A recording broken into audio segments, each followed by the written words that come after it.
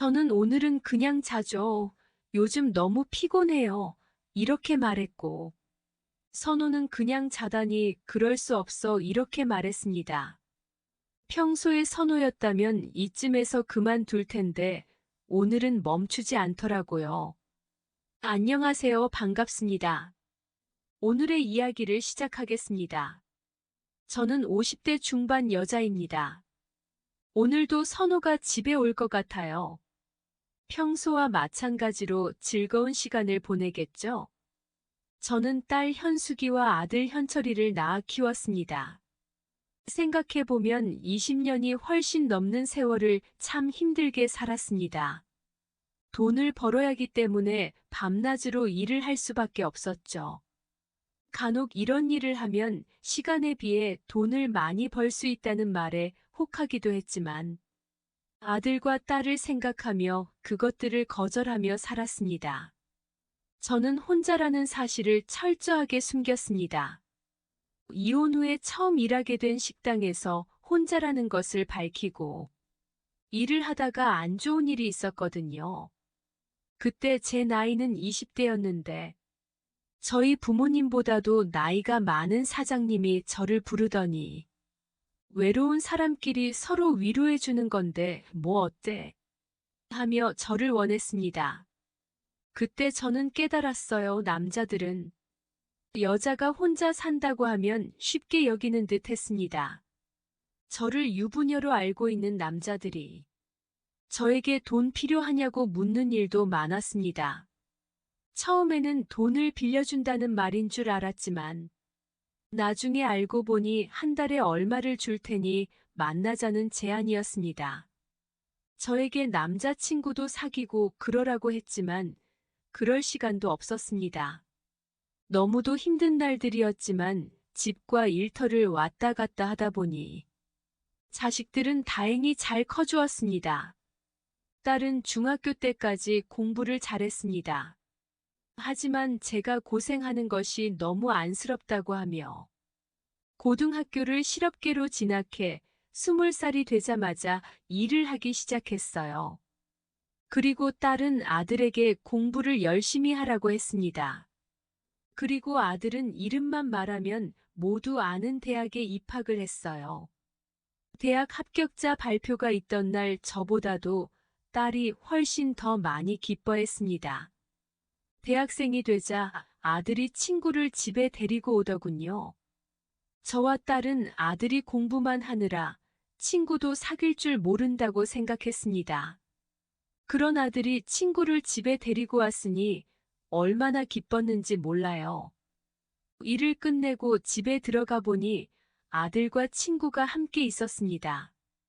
저는 정성스럽게 저녁을 차려주었습니다. 아들 친구 선호는 저를 보자마자 안녕하십니까? 우렁찬 목소리로 이렇게 인사를 했습니다. 나중에 선호의 가정 환경에 대한 얘기를 들었을 때는 너무도 마음이 아팠습니다. 부모님이 돌아가시고 선호는 할머니의 손에 자랐다고 합니다. 어려운 가정 환경 속에서도 열심히 노력해 대학에 입학을 했다고 합니다. 선호는 저와 딸 앞에서 엉뚱한 소리를 하거나 우스운 행동을 해서 우리 가족이 웃게 만들어 주었습니다. 그런데 그런 얘기를 선호는 부담이 전혀 들지 않게 하는 능력이 있었습니다. 보통 남자들의 농담은 너무 지나쳐서 부담이 드는 경우가 많았거든요. 그런데 선호는 조절을 잘하는 것 같았습니다. 1학년을 마치고 저의 아들은 군 입대를 하게 되었습니다. 선호는 무슨 사유가 있는지는 모르겠지만 군면제를 받았다고 들었어요. 아들을 훈련소에 입소시키고 돌아와 그리움으로 며칠을 보냈습니다. 아들이 그리웠지만 선호도 그리웠습니다. 아들이 입대하고 며칠 후 저녁에 초인종이 울렸습니다. 문을 열어보니 선호가 생글생글 웃고 있더군요. 너무도 반가워서 얼른 들어오라고 했습니다. 선호는 입대한 현철이 대신에 왔다는 말을 하더군요. 안 그래도 보고 싶었는데 잘 왔다고 반갑게 맞이했습니다. 선호는 저의 집에 자주 놀러 왔습니다. 시간이 늦으면 집에서 자고 가라고 했고, 자고 간 적도 많았죠. 선호는 큰 액수는 아니었지만, 저에게 가끔 용돈을 주었습니다.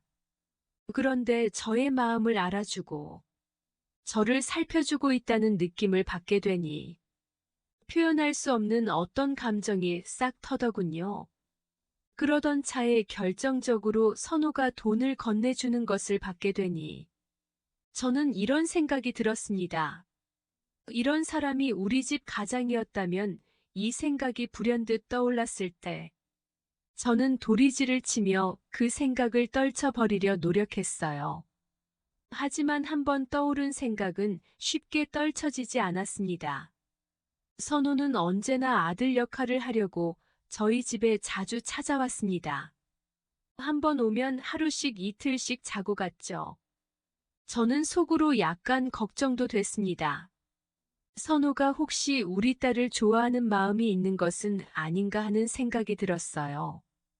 그런데 갑자기 초인종이 울리고 문을 열었더니 선호가 들어왔습니다.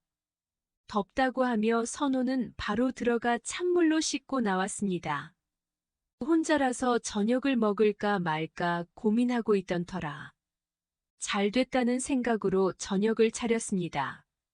선호는 씻고 나와서 식탁에 앉더군요. 늘상 있는 일이었지만 처음에는 저도 자연스러웠어요. 현철이나 선호나 내 아들 같으니까 뭐 어때 이런 생각이었지만 언젠가부터 선호의 그런 모습이 저에게는 자연스럽게 느껴지지 않았습니다. 선호에게 저는 또 그날 있었던 일을 미주알 고주알 얘기했고, 선호는 제 얘기에 맞장구를 쳐주며 귀담아 들어주고 있었습니다. 그러다가 선호가 물 이러길래 물을 따라 주었습니다. 국이 떨어졌는데 뭐해 빨리 안 떠와. 또 이러길래 국을 더 떠다 주었죠.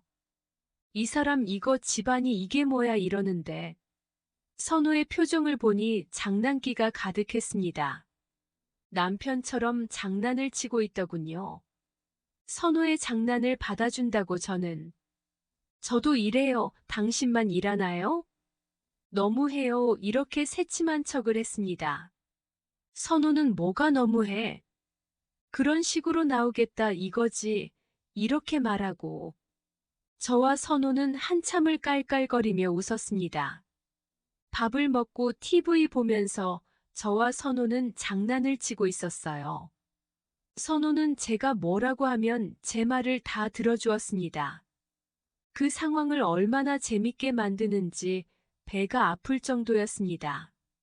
선호는 TV를 끄더니 이제 자자 이러더군요. 저는 오늘은 그냥 자죠. 요즘 너무 피곤해요. 이렇게 말했고, 선호는 그냥 자다니 그럴 수 없어 이렇게 말했습니다. 평소에 선호였다면 이쯤에서 그만둘 텐데, 오늘은 멈추지 않더라고요. 그냥 자는 게 말이 돼? 양치를 하고 자야 할 거 아니야? 선호의 이 말에 저는 한참을 웃었습니다. 양치를 하고 나와서 저는 방으로 들어가려 했습니다. 저는 안 와요? 하고 물었고, 선호는 TV 좀 보다 자려고 했더니 알았어. 참 이러고는 안방으로 들어갔습니다. 그리고 저는 선호를 보고 있었습니다. 그리고 선호와 저는 거사를 치렀습니다. 너무 좋았습니다. 그래서 저는 선호에게 더 해달라고 했습니다. 그날 우리는 3번을 더하고 새벽이 되어서야 잠이 들었습니다. 다음 날 퇴근해서 들어왔더니 선호는 저녁을 차려놓고 있었습니다.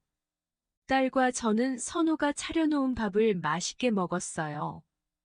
딸은 잠을 별로 못 잤다고 일찍 잠자리에 들었고, 저는 선호와 얘기를 했습니다. 선호는 제가 너무 순수해 보였다고 합니다. 그런데 속으로만 생각하고 있었다고 말하더군요. 그래서 저는 속으로 결심했습니다. 선호가 원하는 것은 뭐든지 다 해줄 것이라고요. 선호는 저희 집에 자주 찾아오지는 못했습니다. 하지만 저는 행복합니다. 기다리는 마음으로 살고 있으니까요. 오늘의 사연은 여기까지입니다. 감사합니다. 구독과 좋아요 부탁드립니다.